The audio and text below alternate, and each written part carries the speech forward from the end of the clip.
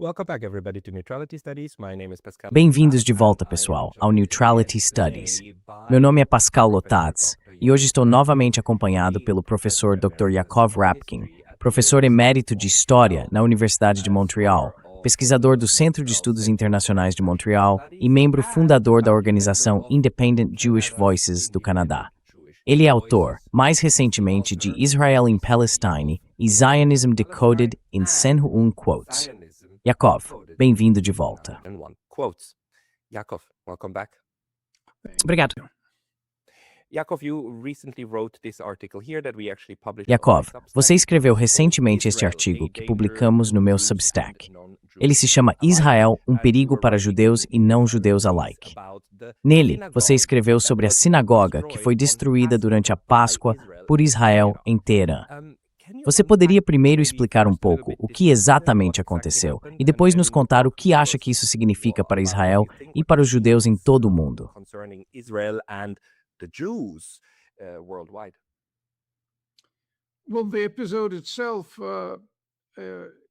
Bem, o episódio em si foi aparentemente um foguete que caiu sobre uma sinagoga em Teherã e a destruiu. Também destruiu muitos dos livros sagrados. Não sei se foi um alvo intencional ou se foi dano colateral, mas há um simbolismo enorme nisso. Aqui você tem um Estado que afirma ser um Estado judeu, destruindo o lugar mais sagrado do judaísmo, por assim dizer, a sinagoga, os livros, os rolos e assim por diante. Foi por isso que escrevi sobre isso, porque eu já tinha estado nessa sinagoga. Estive no Irã há cerca de 10 anos, visitei judeus lá e até escrevi um pequeno relato de viagem sobre isso que posso incluir nessa descrição, se quiser.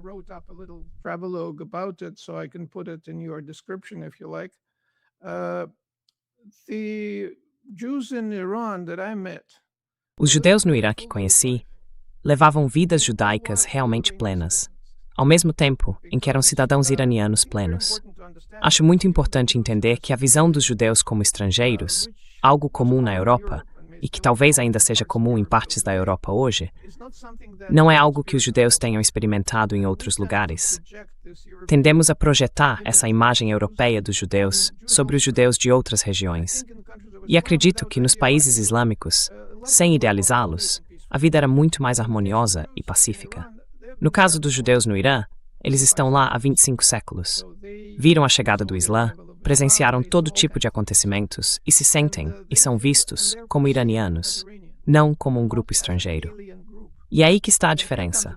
Para Israel, todo judeu é um potencial cidadão de Israel, porque de acordo com a ideologia israelense, o único lugar seguro para um judeu estar é Israel.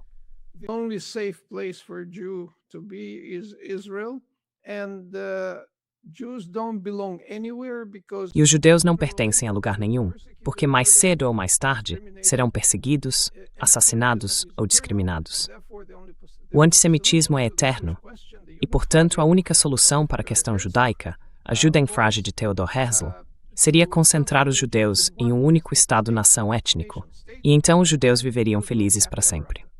Bem, esse é o cenário que muitos judeus não aceitaram. Era uma ideia europeia, mais precisamente da Europa Oriental, enraizada no nacionalismo étnico da Europa Central e Oriental, e totalmente estranha aos judeus de outras regiões. Avishai Margalit, um colega meu da Universidade de Oxford, escreveu recentemente um belo livro de memórias e menciona que certa vez perguntou à mãe o que era o sionismo quando era criança. E ela respondeu, isso é coisa de Askenazis, não é coisa nossa.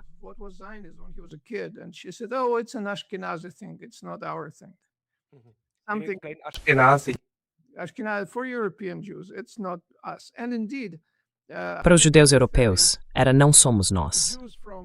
E de fato, acho que na década de 1930, os judeus dos países islâmicos representavam menos de 0,5% dos delegados ao Congresso sionista. Portanto, estamos falando de um fenômeno europeu que era estranho aos judeus de outras regiões. E essa é uma resposta longa à sua pergunta. O simbolismo de atingir a sinagoga no Irã, para mim, foi grande demais para não escrever este artigo.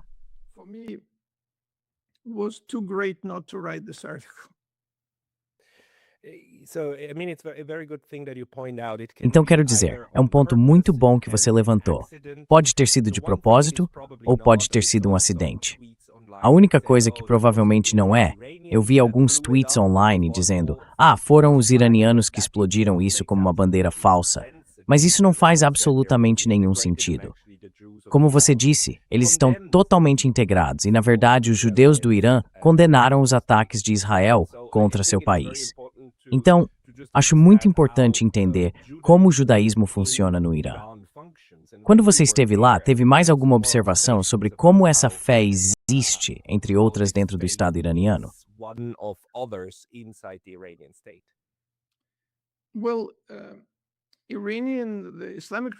Bem, a República Islâmica leva a religião a sério, o que não é surpreendente. Portanto, eles tratam as minorias religiosas com respeito, os zoroastristas, a antiga religião do Irã, e os judeus. Agora, o que isso significa na prática? Quando cheguei a Teherã, visitei várias sinagogas e, depois de ter estado na Europa, o que me chamou a atenção foi que não havia guardas, nem carros de polícia em frente a elas, porque não havia necessidade disso. Em um dos casos, havia um asilo e um restaurante kosher, e você podia simplesmente entrar de caminhão. Quero dizer, era perfeitamente aberto, normal. Essa normalidade foi o que me impressionou. Outro aspecto é que a República Islâmica impôs o ensino religioso a todos os estudantes, a todas as crianças em idade escolar.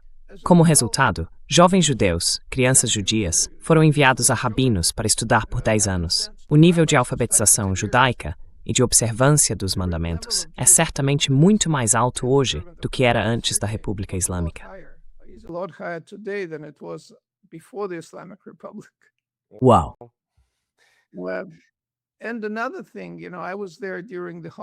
E outra coisa, sabe, eu estava lá durante as festas e era Shabat. Claro, fui convidado para a mesa e havia álcool, como de costume, nas casas judaicas no Shabat. Perguntei, bem, é legal ter álcool? Ele disse, sim, como judeus, podemos consumir álcool, não há problema.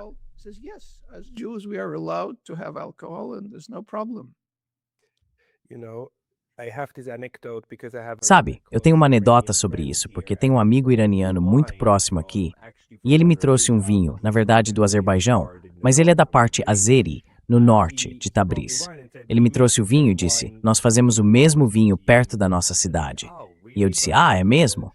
Mas de novo, fiquei surpreso, porque não é um país muçulmano, não deveria ser proibido. E então ele olhou para mim e disse, mas veja, Pascal, a produção de vinho é muito mais antiga que o Islã, certo? Ela existia muito antes do Islã, e o Islã é apenas uma das coisas mais recentes. Eles não acabaram com isso de forma alguma. Quer dizer, tentaram diminuir um pouco, mas a vinicultura ainda faz parte da cultura. Então, o Irã, de certo modo, a imagem que nos vendem aqui no Ocidente, de que o Irã é um lugar onde toda mulher anda por aí envolta num grande manto preto e coisas do tipo, é simplesmente absurda, não é?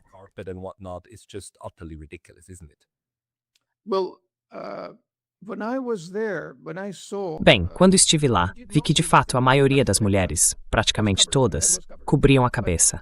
Mas a palavra cobrir abrange uma série de coisas, desde um chador preto e fechado até, eu diria, um lenço ou algo quase invisível na cabeça. Lembro que no meu primeiro Shabat em Teherã, caminhei por um parque e vi casais se comportando como casais em qualquer outro lugar, certo? Então não vi nada de incomum ali. Claro, havia essa insistência em cobrir o cabelo, não beber álcool e tudo mais. Mas, de certa forma, isso me lembrou a União Soviética sob Brezhnev. Havia ideologia social, a qual as pessoas prestavam tributo, e havia realidade, e as duas não coincidiam exatamente.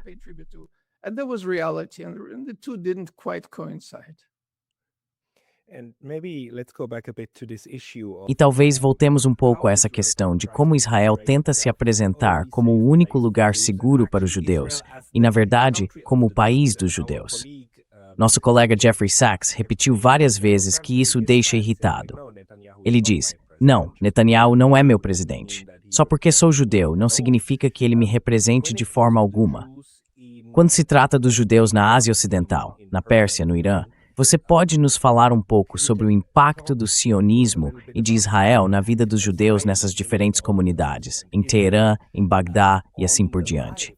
Sei que Avishai Margalit também escreveu sobre isso de forma bastante conhecida, mas você pode nos contar um pouco sobre qual foi o impacto do sionismo nessas comunidades locais?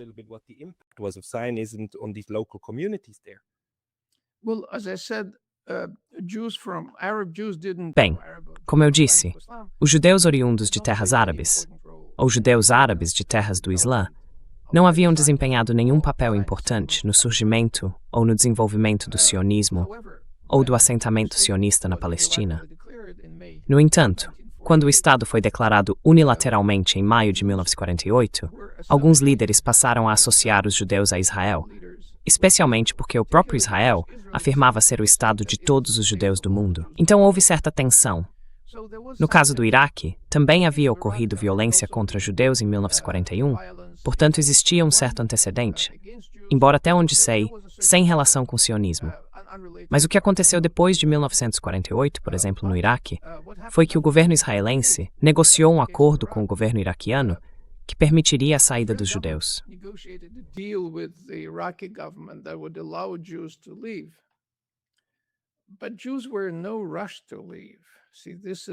Mas os judeus não tinham pressa em partir. Veja, isso é muito importante, porque os judeus viviam ali há séculos, e como havia Schleim, estavam estabelecidos, falavam árabe, eram árabes em todos os sentidos práticos, apenas com uma confissão diferente. Então os ativistas sionistas precisaram fazer algo para incentivá-los a sair. E aqui chegamos a um episódio muito triste, uma página triste na história do sionismo, quando ativistas sionistas realmente cometeram atos de violência contra judeus e contra instituições judaicas para forçá-los a partir. Houve uma explosão em instituições judaicas no Iraque. Ocorreram eventos semelhantes no Egito. No Marrocos, ativistas sionistas assustaram meninas judias. Jewish girls and the Zionist activists actually told me, one of them told me. Bem, os ativistas sionistas na verdade me contaram. Um deles me contou toda essa história, e talvez valha a pena contar a você. Eles se vestiam como muçulmanos, eram levados para outra cidade no Marrocos, onde ninguém os conhecia, e assediavam meninas júdias para assustar seus pais. A pior coisa que podia acontecer era uma garota ser molestada. E isso realmente fez com que várias pessoas deixassem o Marrocos rumo a Israel ou a outro lugar. Muitos anos depois que eu vi essa história, conheci uma mulher judia marroquina que confirmou que havia sido vítima disso em sua cidade. Ela disse: "Não, houve um episódio muito estranho em que alguns árabes nos atacaram, mas eles não nos bateram muito. Eles estavam mais gritando e berrando do que qualquer outra coisa. Mas isso já foi o suficiente para assustar os pais dela."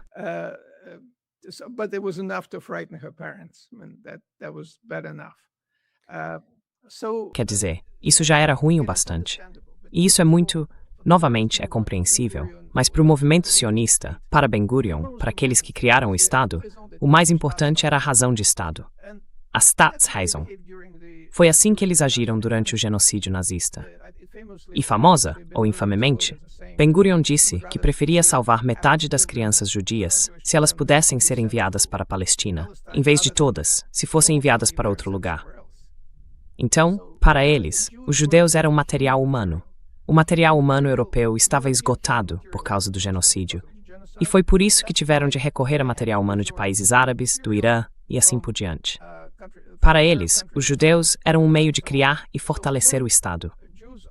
O Estado era muito mais importante do que o indivíduo.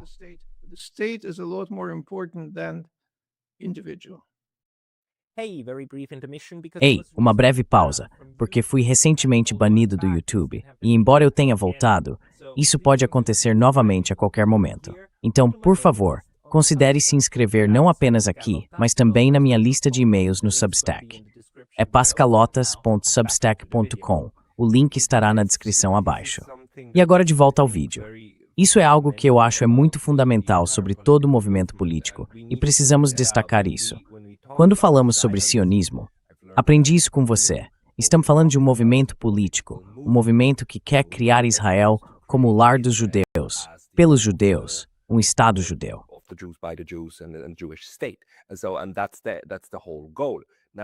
E esse é todo o objetivo. Agora, quando você cria algo assim, o que você precisa em termos modernos seriam, é claro, usuários, certo? Qualquer tipo de grande aplicativo que queira ser importante precisa de usuários. E Israel precisava de usuários, precisava de adeptos. E só podia obter isso de um grupo muito limitado de judeus disponíveis no mundo todo, certo? Então, esses incidentes que você está descrevendo são terrorismo judaico contra outros judeus em certos lugares, especialmente no mundo árabe, para aumentar o número de usuários de Israel, não é? Bem, eu não os chamaria de usuários. Eu diria sujeitos, mas é uma questão de terminologia. Certo. Temos outros casos em que o sionismo esteve diretamente envolvido em, digamos, aproveitar a onda do que na Europa, é claro, é uma tradição muito antiga e muito cruel. Os pogroms, certo? Pogroms contra judeus. E esses foram reais por centenas de anos, em Praga e em outros lugares de forma esporádica. Havia a maioria cristã tentando expulsar essas comunidades judaicas com métodos realmente horríveis, certo? Temos casos em que os sionistas usaram esses estereótipos para convencer outros judeus ao redor do mundo a realmente migrar e se estabelecer na Palestina.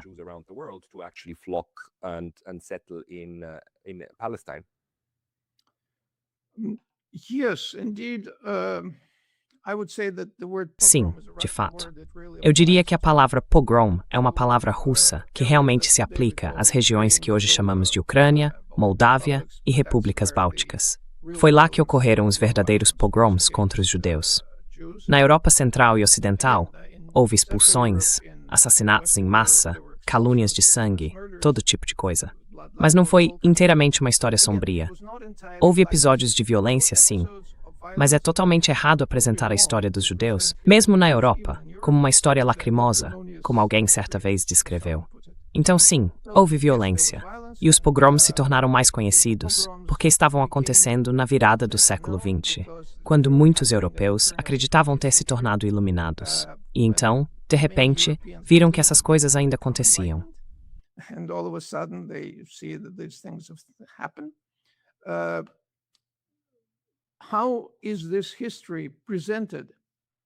Como essa história é apresentada hoje na maioria das escolas israelenses e na maioria das escolas sionistas em outros lugares? Como eu disse, essa história é apresentada como uma cadeia ininterrupta de abusos, assassinatos e expulsões. Em outras palavras, os judeus sempre foram maltratados. E o antissemitismo, ou o ódio aos judeus, não vou entrar na diferença entre os dois, é eterno e impossível de erradicar. Esses são os principais artigos de fé dos sionistas. O antissemitismo é eterno, é impossível de erradicar, e, portanto, a única solução é que todos os judeus vivam em seu próprio Estado, o que não é muito diferente do nacionalismo étnico da Europa Oriental. Sim. De fato, vem da mesma raiz. E é por isso que houve regimes fascistas entre as guerras em praticamente todos os Estados-nação étnicos criados após o Tratado de Versalhes. As repúblicas bálticas, a Polônia, a Hungria, todos acabaram tendo regimes fascistas muito antes dos nazistas.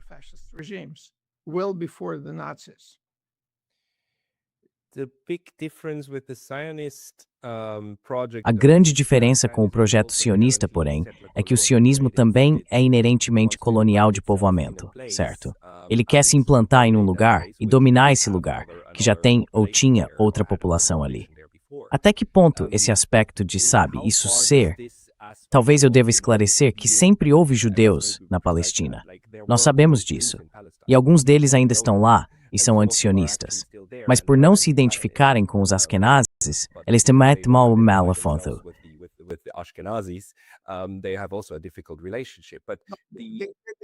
Eles podem ser Ashkenazes, mas não se identificam com os sionistas. Você pode explicar um pouco mais esse aspecto da natureza colonial de assentamento do projeto sionista?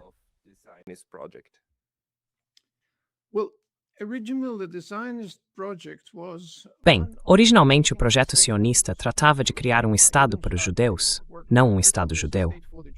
A obra de Herzl, Der Judenstaat, significa literalmente um Estado para os judeus. Portanto, eram judeus totalmente seculares, muitos deles socialistas, que haviam abandonado a religião e decidido criar um novo hebreu. Eles nem sequer usavam a palavra judeu, um novo hebreu, em uma nova terra que seria plena de justiça, harmonia e paz. Criaram colônias de colonos na Palestina. Muitas delas eram kibbutzim, onde de fato havia justiça e igualdade, nenhuma propriedade privada. Estavam criando uma nova sociedade, educando um novo homem hebreu, intrépido, corajoso, audacioso, o completo oposto do estereótipo antissemita do judeu. No livro que você mencionou, 101 citações sobre o sionismo, eu cito Jabotinsky, um dos ideólogos do sionismo.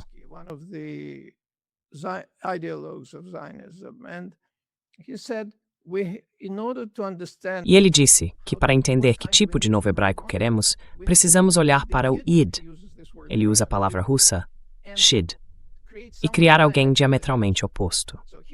Então aqui está um ponto muito importante. Enquanto o nacionalismo de poloneses, ucranianos ou lituanos buscava preservar o patrimônio cultural e a língua, os sionistas queriam romper com a continuidade judaica. Eles estavam realizando uma revolução. Desprezavam sua língua nativa, sua língua materna, o Yiddish, e criaram uma nova língua vernácula, o hebraico moderno. Portanto, era um projeto revolucionário, definitivamente diferente dos Estados-nação da Europa Oriental. E como estavam fazendo isso em um país que já era habitado, isso gerou tensão. Para alguns desses primeiros colonos sionistas, era um problema difícil de resolver, como conciliar seu Estado colonial, por assim dizer, com seus ideais de justiça e igualdade.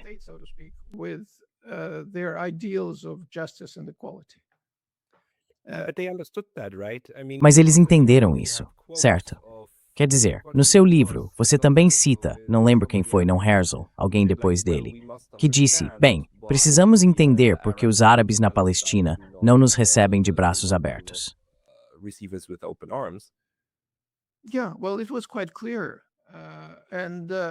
Sim, bem, isso estava bem claro. E, na verdade, os primeiros colonos sionistas foram bastante abertos quanto a isso. Eles sabiam que era necessário haver uma força militar preponderante para aterrorizar os habitantes locais, de modo que eles nunca se levantassem contra nós.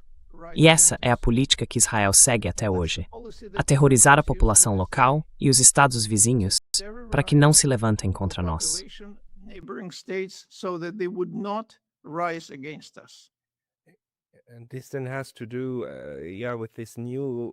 E isso, então, tem a ver com o novo tipo de judeu que boa parte do movimento sionista queria criar.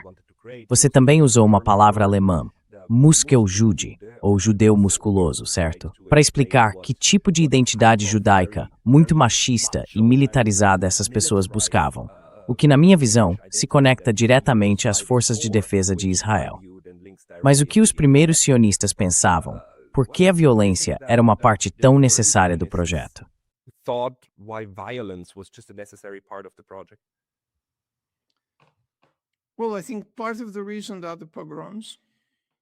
Bem, acho que parte da razão foi que eles próprios haviam passado por pogroms e violências, ou pelo menos testemunharam violência ao seu redor, e acharam que era assim que as coisas deveriam ser feitas.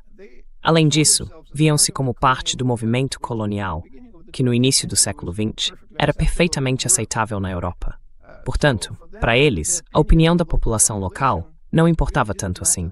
Eles essencialmente criaram uma sociedade separada, desenvolveram uma sociedade à parte dos habitantes locais, mas também tinham uma espécie de um Estado.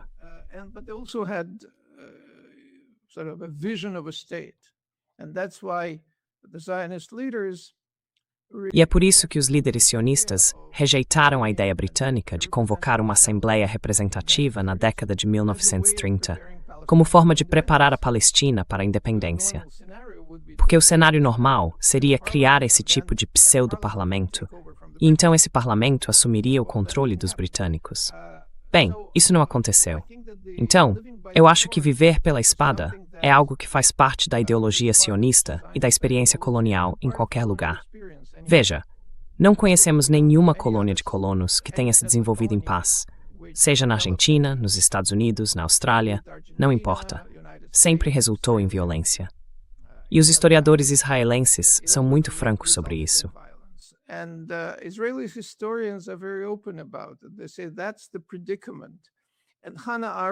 Dizem que esse é o dilema. E Hannah Arendt, a quem cito no meu livro, disse em 1948, durante a guerra, que Israel travou contra seus vizinhos, que não importa o quanto as fronteiras de Israel sejam ampliadas ou quantos cidadãos tenha, sempre enfrentará a hostilidade da população que foi deslocada, expulsa e assim por diante. E veja, é muito importante perceber que isso não é algo incomum. Não tem nada a ver com um choque de civilizações ou algum ódio eterno aos judeus. Acho que se a Palestina tivesse sido colonizada pelos suíços, haveria um enorme sentimento anti-suíço na Palestina.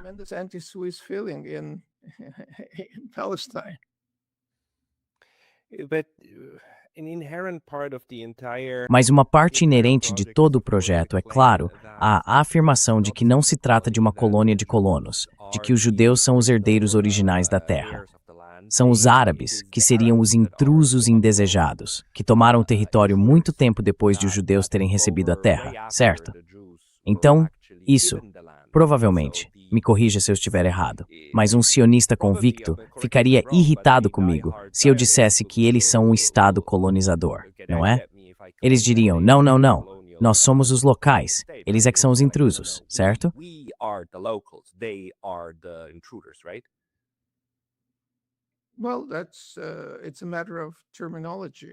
Bem, é uma questão de terminologia. O maior banco de Israel, o Bank Leumi, foi fundado no início do século XX com o nome de Jewish Colonial Trust. Certo. Só fico me perguntando por quê.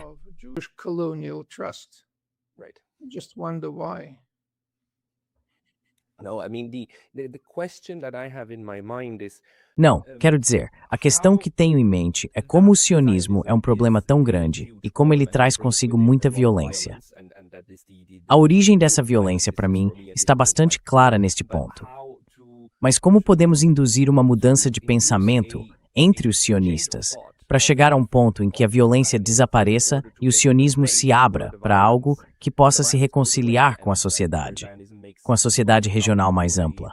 Você acha que algo assim é concebível, possível? Sabe, não de hoje para amanhã, mas ao longo dos próximos 30 ou 40 anos?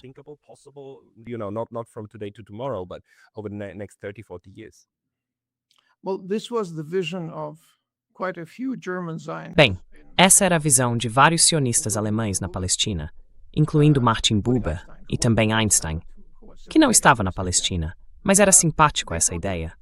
Eles acreditavam que a Palestina deveria estar aberta à imigração judaica, sem, no entanto, deslocar a população local, e que ambos deveriam viver em paz.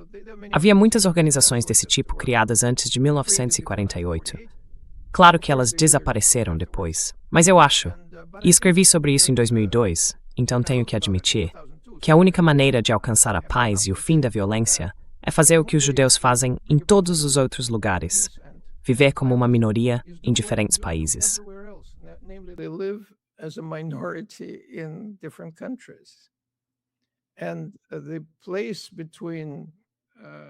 E a área entre o Mediterrâneo e o Rio Jordão tem praticamente o mesmo número de judeus, árabes, palestinos e outros. Então, se houver igualdade política, direitos civis concedidos a todos, com certas medidas de compensação econômica e assim por diante, acho que as coisas poderiam ser resolvidas. Elas não podem ser resolvidas se a ideia for expulsar todos, matar, como em Gaza, genocídio em Gaza, e a expulsão lenta, mas bastante ativa, dos árabes palestinos da Cisjordânia. Há assédio, assassinatos todos os dias.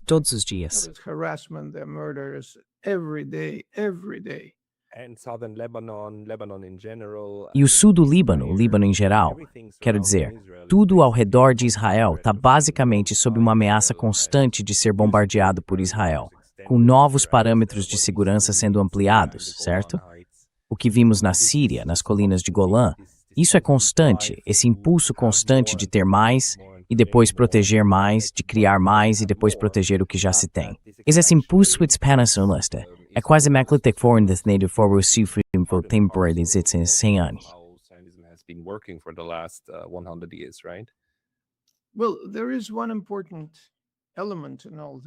Bem, há um elemento importante em tudo isso. A maioria dos israelenses acredita que todos esses atos são atos de autodefesa. Certo. E além disso, por causa dessa ideologia de ser a eterna vítima, eles acham que os palestinos são a reencarnação atual dos nazistas. Sim, ouve-se isso muito abertamente. E, portanto, isso lhes dá uma tremenda, como eu diria, uma tremenda força para fazer as coisas horríveis que vêm fazendo enquanto continuam se considerando vítimas. Essa é a parte mais interessante disso tudo. Essa tremenda autoconvicção moral, ousadia e o hábito de transformar em arma a memória da violência antijudaica, seja na Europa. Então, por exemplo, eu acompanho o que acontece em Israel, entre outras coisas, olhando o Israel National News, que é o site dos colonos, onde se encontra a coisa real, o verdadeiro pensamento das pessoas que são a vanguarda de Israel hoje.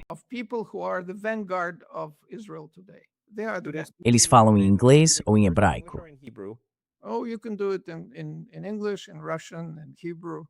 Você pode fazer isso em inglês, em russo, em hebraico, talvez até tenham em francês também. Então, é só ir lá, veja. Estou até fazendo um comercial para eles, israelnationalnews.com. E você vai ver como eles são cheios de autoconfiança moral, como estão convencidos da justiça de sua causa, que ninguém tem o direito de criticar Israel. Veja como um dos ministros israelenses atacou recentemente o chanceler Merz por criticar Israel de forma tímida. Então, você precisa ler esse tipo de gente. Precisa saber o que eles estão pensando, porque são a força motriz de Israel.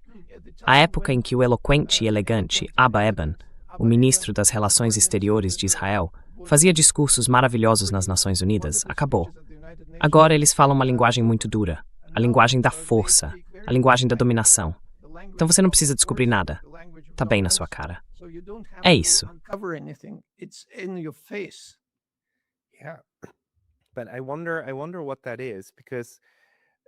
Mas eu me pergunto o que é isso, porque sabe, por muito tempo esse tipo de força bruta, a natureza violenta de Israel, estava na verdade bastante bem escondida. Quero dizer, internacionalmente, certo? Imagine só, uma mãe de 2 filhos em alguma área rural do Japão, um pai de 3 filhos em alguma montanha da Suíça, eles teriam uma imagem muito diferente de Israel, talvez aquela mostrada naquele filme de Hollywood, Êxodo. Não, desculpe, não Êxodo. O outro, sobre o alemão que salvou muitos judeus. A lista de Schindler. A lista de Schindler é filmada em preto e branco e, claro, retrata o terrível sofrimento dos judeus durante o Holocausto e como esse homem salvou alguns deles.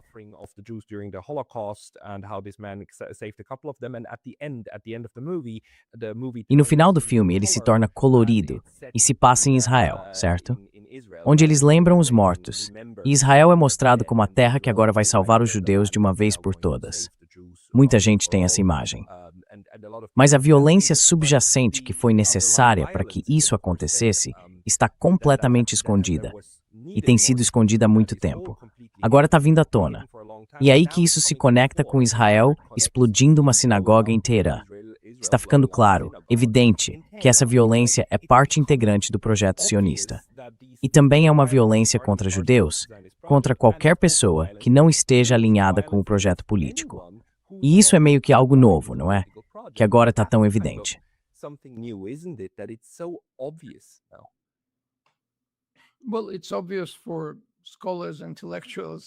Bem, isso é óbvio para estudiosos, intelectuais e pessoas que estudaram o assunto. E eu acho que uma das razões pelas quais Benjamin Netanyahu iniciou a guerra quando o fez, há 40 e poucos dias, é que ele sentiu que o gelo sob seus pés estava derretendo. O apoio a Israel está derretendo nos Estados Unidos. Hoje, a maioria dos americanos é pró-Palestina, não pró-Israel. Isso é algo sem precedentes. E esse já é o caso na Europa há muito tempo. Só não está sendo traduzido em políticas governamentais. Bem, isso tem algo a ver com a peculiaridade da democracia. Mas o que vemos é que Israel está perdendo apoio. Você sabe o fato de que um membro do parlamento polonês recentemente exibiu uma bandeira de Israel com uma suástica no meio, em vez da estrela de Davi, mostra a quebra do consenso em relação a Israel. Certo.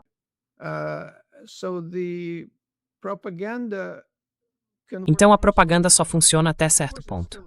Claro, ela ainda existe. Acho que foi feito um estudo sobre a cobertura da BBC a respeito da violência entre israelenses e palestinos, e uma morte palestina vale 34 vezes menos do que uma morte israelense em termos de cobertura per capita da BBC. Horrível. Mas isso tem a ver com a velha, eu diria, venerável tradição europeia de racismo branco. Então, tem a ver com isso. E veja, recentemente a Assembleia Geral das Nações Unidas adotou uma resolução sobre reparações pela escravidão. E 3 países votaram contra: os Estados Unidos, Israel e a Argentina. E a União Europeia se absteve. And the European Union abstained. Sim, no Maranhão, incluindo o Suíça. And Switzerland. E a Suíça? Eu não sabia disso. Mas pelo que me lembro, a Suíça não teve colônias nem escravidão nesse caso. For that matter. Yes and no. Not their own. Sim e não. Não por conta própria, mas eles se aproveitaram dos outros. Onde quer que houvesse colonizadores europeus, havia suíços fazendo os negócios que o colonizador principal não queria fazer. Eles ficaram com as migalhas, colonialismo de carona. Piggyback colonism. I see. Entende? Então, um movimento para reabilitar o colonialismo. Rehabilitation of colonialism. Sim, Seriously. Sério, há sinais disso. E o fato de que os Estados Unidos aceitaram alguns milhares de refugiados políticos no ano passado, todos eles sul-africanos brancos. White South Africans. sim. That tells you something about the changes. Isso nos diz algo sobre as mudanças que estamos vivendo. Support for Israel is Então, por um lado, sim, o apoio a Israel está derretendo e as pessoas estão percebendo o que Israel realmente é. Por outro lado, há forças poderosas tentando nos levar de volta a uma época de dominação colonial e orgulho branco, orgulho europeu.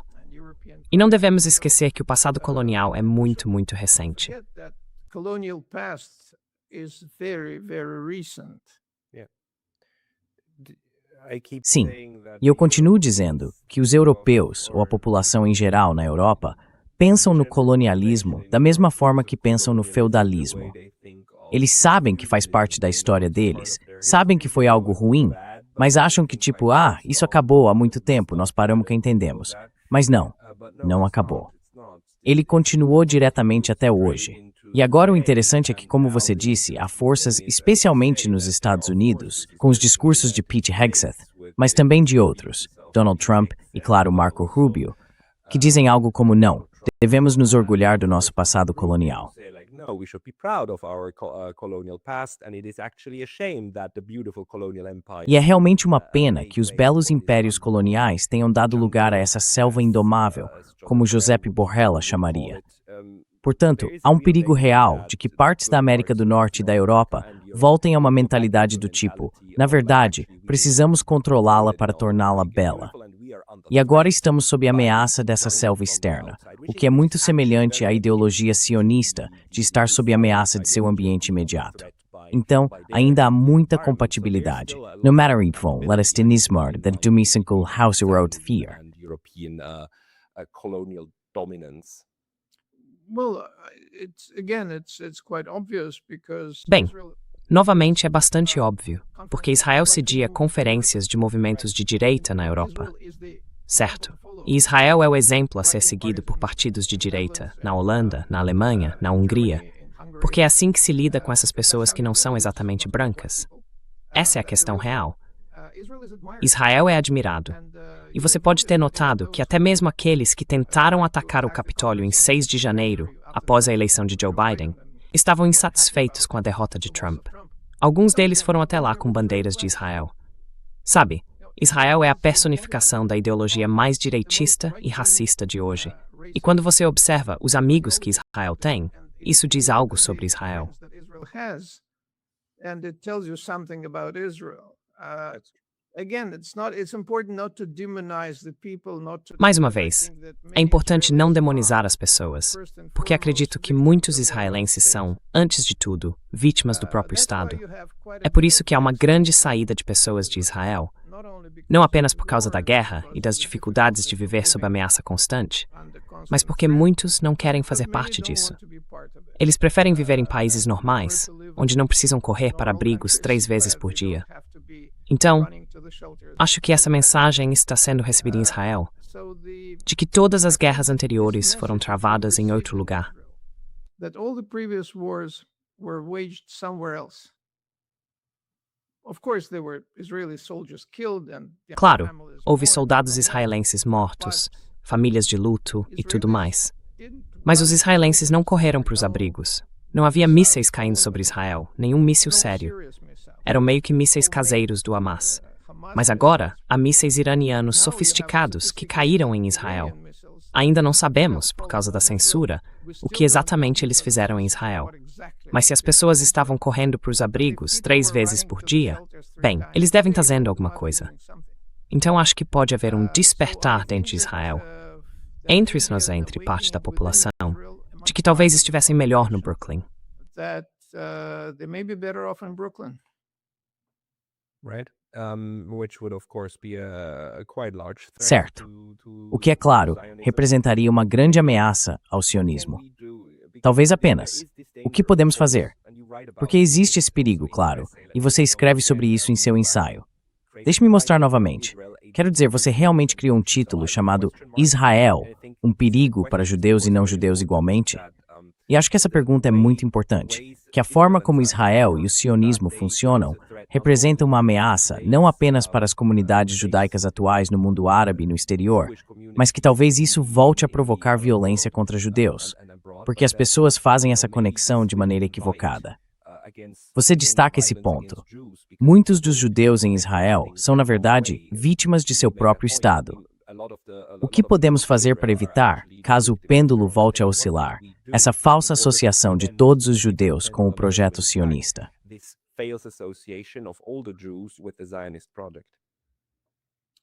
Well, one thing we could do is to act Bem, in our own uma coisa que podemos fazer é agir em nossos próprios países. Acho que temos um impacto maior onde vivemos. E uma questão muito importante é explicar que o Estado de Israel representa o Estado de Israel. Ele não representa os judeus. It doesn't represent Jews. And the Jews have always been divided. E os judeus sempre estiveram divididos quando se trata de sionismo e de Israel. Muitos judeus, especialmente os mais jovens, são muito ativos em movimentos antisionistas e em críticas a Israel, e assim por diante. Já expliquei um pouco disso antes, como uma vez fiz um comercial para a Israel National News. Sinto-me à vontade para fazer um para o meu próprio livro, Israel na Palestina. É um livro muito curto, que ajuda as pessoas a entender que é completamente errado associar os judeus em seus próprios países a Israel. As pessoas podem dizer, bem, olhe para as instituições judaicas. Pois bem, não preciso ir longe. Em Montreal, toda instituição judaica oficial tem uma bandeira de Israel na frente. Até mesmo um asilo de idosos.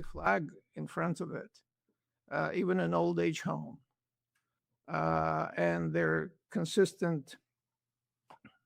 E eles são consistentes. Declarações da comunidade judaica organizada. Estamos ao lado de Israel agora, e tudo isso. O que as pessoas não veem, porque é algo mais oculto, é o papel dos judeus que denunciam Israel. A Independent Jewish Voices, que tive a honra de ajudar a fundar, faz um trabalho tremendo na imprensa e na mídia. Mas mesmo entre as pessoas comuns, é importante perceber que muitos judeus, especialmente os chamados judeus ultra-ortodoxos, os mais visíveis, você sabe, com aquelas roupas em preto e branco, também são os mais vulneráveis. Porque se alguém associa Israel aos judeus e diz, bem, vou ferir os judeus pelo que estão fazendo aos palestinos, os judeus mais fáceis de encontrar seriam esses, porque são identificáveis, são visíveis.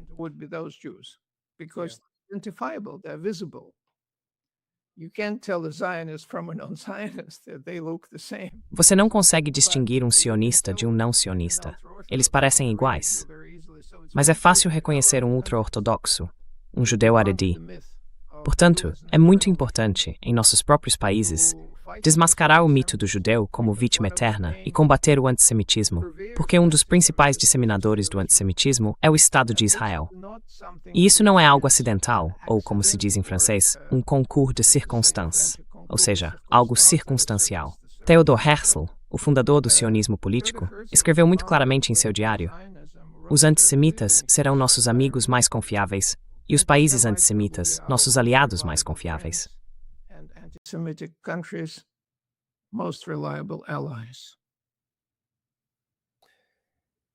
It's so, the history is littered with irony. É tão, sabe, a história está cheia de ironias, mas essa nem chega a ser uma de verdade. É o uso do ódio nos outros para alcançar seus próprios objetivos, que por sua vez tem algo a ver com ódio ou rancor em relação a outro grupo. É um fenômeno sociológico muito doentio, esse vai e vem que está acontecendo aqui. Fico me perguntando como quebrar essa corrente para escapar disso. Mas como você disse, esclarecer os conceitos e esclarecer o que causa isso, provavelmente é uma parte fundamental do processo. Clarifying what causes it is probably a major part of it. You know, it's very simple. On the 60th Sabe, é muito simples. No 60 graus aniversário de Israel, publiquei um artigo em um jornal alemão, o Frankfurter Allgemeine Zeitung, sobre as lições do genocídio nazista. E eu disse que havia 2 tipos de lições que se podia aprender. Uma delas é que é preciso estar muito vigilante para não permitir que uma democracia se degrade em um estado racista ou opressor. E é necessário desenvolver e proteger os direitos humanos e democráticos no país. Essa é uma lição. A outra lição é: fomos fracos, devemos ser fortes. Eles nos mataram porque queriam ter um Estado alemão puro, um Estado ariano puro. Então seremos fortes e criaremos um Estado judeu puro. E essa é a lição que os sionistas aprenderam. Portanto, há 2 lições que são obviamente incompatíveis.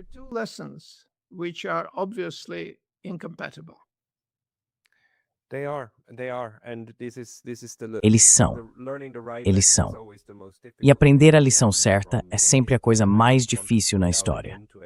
Quero apenas lembrar a todos que vocês podem encontrar o ensaio de Yaakov no meu Substack, Israel, um perigo para judeus e não judeus alike, e também este livro maravilhoso que eu recomendo muito, Sionismo Decodificado em 101 Citações. Ainda estamos trabalhando em um projeto sobre isso, então fiquem atentos. Vem mais por aí. Yaakov Repkin. Yaakov Repkin, thank you very much for your time today.